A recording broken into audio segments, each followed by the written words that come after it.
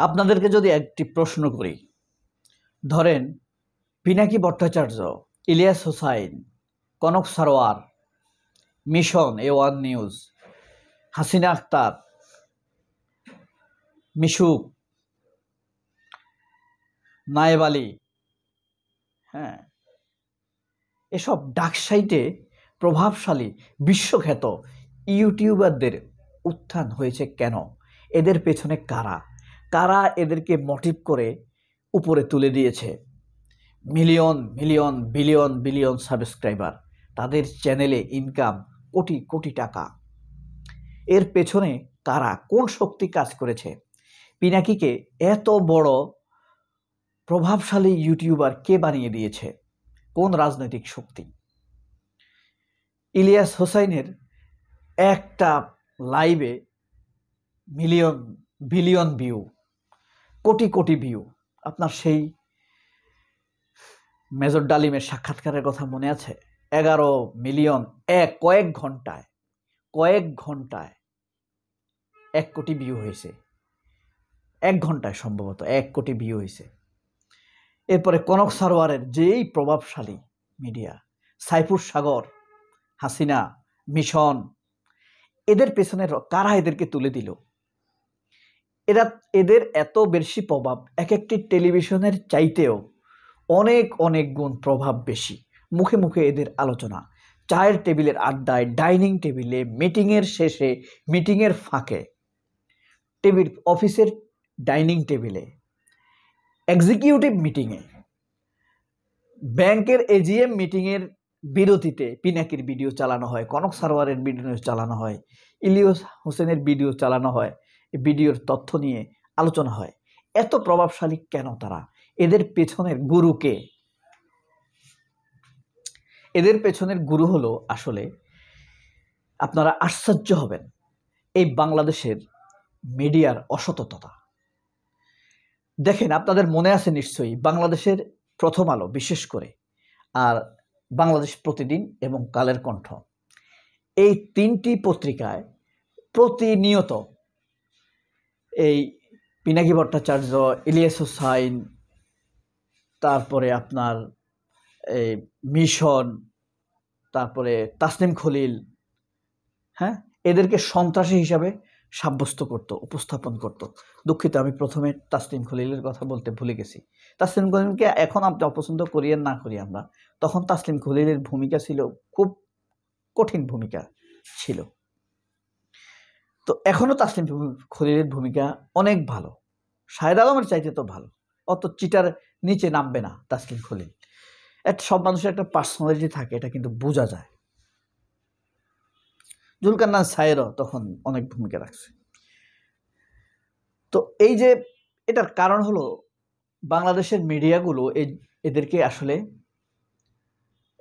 উপস্থাপন করতো তো নাই, যখন করতো তখন নেগেটিভলি, মিডিয়া সন্ত্রাস, তথ্য সন্ত্রাস, মিথ্যাচার, গুজববাজ, এইসব বলে তাদেরকে সাব্যস্ত করত। এই অথচ যখন পিনাকি, ইলিয়াস, তাসনিম খলিল এদেরকে গুজববাজ, মিথ্যাবাদী হিসেবে মিডিয়া সাব্যস্ত করে, তখন মিডিয়ার বিশ্বাসযোগ্যতা শূন্য। এখন আমাদের রাজনৈতিক নেতারা মিডিয়াকে তেল মারে যে মিডিয়া আওয়ামী লীগের কারণে স্বাধীন ভূমিকা রাখতে পারেনি, এই কথা বলে। এটা হইলো যে রাজনীতিবিদ বলে, এটা এদের একটা শয়তানি। কোনো মিডিয়া চেয়েছে এমনটি হয়নি, যে চায় সে করে। ভাই মাহমুদুর রহমান করছে না? আমার দেশ পত্রিকা মাহমুদুর রহমান করছে না? তাকে স্যালুট দিতে হয় না? সে করছে না? এটা যে চাইছে সৎভাবে কাজ করতে, সে করছে। ইলিয়াস হোসেন করছে না? ইলিয়াস হোসেন তো ডাকসাইটে সাংবাদিক ছিল, কর্পোরেট সাংবাদিক ছিল। খালেদ মহিউদ্দিন এত বড় পদে ছিল, করছে কিছু রিমার্কেবল? তো না, কিছুই করেনি। সে বরং হাসিনাকে ক্ষমতায় রেখে নির্বাচন করার জন্য স্মারকলিপি দিছে শেখ হাসিনাকে, যে আপনি থেকে নির্বাচন করেন। তো এই যে মিডিয়াগুলোর খালেদ মহিউদ্দিনদের অসততা, খালেদ মহিউদ্দিন তার শোতে অনেকবার আমি দেখেছি তারেক রহমানকে মিথ্যাবাদী বলছে, তারেক রহমানকে অবিশ্বস্ত বলছে, অনির্ভরযোগ্য বলছে, মিস্টার 10% বলছে। তারপরে 21শে আগস্টের জ্ঞানের হামলার জন্য সরাসরি একদম জাস্টিস হওয়ার আগেই দায়ী করছে, ও 10টা আগস্ট হামলার জন্য সরাসরি দায়ী করছে তারেক রহমানকে। তো এগুলো ছিল অবিশ্বস্ত। খালেদ মহিউদ্দিনের মুখটা ছিল অবিশ্বস্ত, মিথ্যাচারে ভরপুর। মানুষ দেখতো সেখানে একটা জোকার শো হিসাবে, কতক্ষণ সময় কাটা, নাটক দেখে না মোশাররফ করিমের, হ্যাঁ, এরকম একটা মিথ্যা শো হিসাবে দেখতো, জোকার শো হিসাবে দেখতো।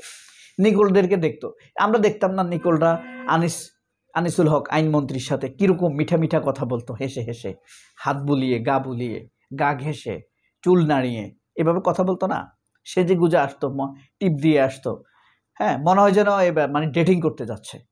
ইভেন কি ওই যে অসভ্য একটা আছে না আপনার মুরাদ, ডাক্তার মুরাদ, তাদের সাথে মাখামাখি ছিল কিরকম। মুরাদ একটা অসভ্য লোক না, ধর্ষক না, পরিচিত ধর্ষক সে। তো এই মিডিয়া, আমি যমুনা টিভির কথা কেন বলছি, যমুনা টিভিতে ধরেন ইন্ডিপেন্ডেন্ট টিভি যদি 100টা মিথ্যা বলতো, যমুনা টিভি 99টা বলতো। এই কারণে যমুনা টিভিকে একটুর জন্য আমরা অনেক বেশি ভালোবেসে ফেলেছিলাম, তাই না? সামান্যর জন্য অনেক বেশি দিয়ে ফেলেছি আমরা যমুনা টিভিকে। কিন্তু তারা যদি মনে করে যে ব্ল্যাঙ্ক চেক পেয়ে গিয়েছে, সেটা হবে না। ভবিষ্যতে অন্য মিডিয়াকে শিক্ষা দিতে হলে যমুনা টিভি দিয়েই শিক্ষা দেয়া হবে। হ্যাঁ, তো এই নিকোলের মুখগুলো মিথ্যাবাদী, অবিশ্বস্ত মুখে পরিণত হয়েছে। তারপরে আপনার প্রথম আলো লগোটাই একটা মিথ্যা প্রচারের লগোতে পরিণত হয়েছে। বাংলাদেশ প্রতিদিনের লগোটে ভারত প্রতিদিনের লগোতে পরিণত হয়েছে। এ কারণেই মানুষ বিশ্বাস খুঁজেছে, বিশ্বাস খুঁজতে গিয়েই মানুষ খুঁজে নিয়েছে এই কনক সারোয়ারকে, তাসনিম খলিলকে, পিনাকি ভট্টাচার্যকে, ইলিয়াস হোসাইনকে, নায়েব আলীকে, জুলকারনাইনকে বা কাজী শাহেদকে। তখন হ্যাঁ, কঠিন লড়াই ছিল না? আপনি বুঝতে পারেন, প্রতিনিয়ত একটা মিডিয়া মিথ্যা প্রচার করছে, একজনকে রাজাকার বলতেছে, যুদ্ধাপরাধী বলতেছে। এই মিডিয়া যুদ্ধাপরাধীদের ফাঁসির ইস্যুতে, মিথ্যা ফাঁসির ইস্যুতে মিডিয়া খুব খারাপ ভূমিকা রেখেছে না? একটা মিডিয়াতে কি ভালো রিপোর্ট আছে? আর কিছু না করুক, এই যে সুখরঞ্জন বালির পালিয়ে যাওয়ার ইস্যুটা কত বড় মিথ্যা, এটা কি মিডিয়া আজ পর্যন্ত তুলে ধরেছে? এদেশের মিডিয়াকে কেউ জোর করেনি, তারা নিজেরাই স্বপ্রণোদিত হয়ে, সেলফ সেন্সার্ড হয়ে মিথ্যা প্রকাশ করেছে। সবাই অনেক ভালো থাকবেন। আল্লাহ হাফেজ। আসসালামু আলাইকুম।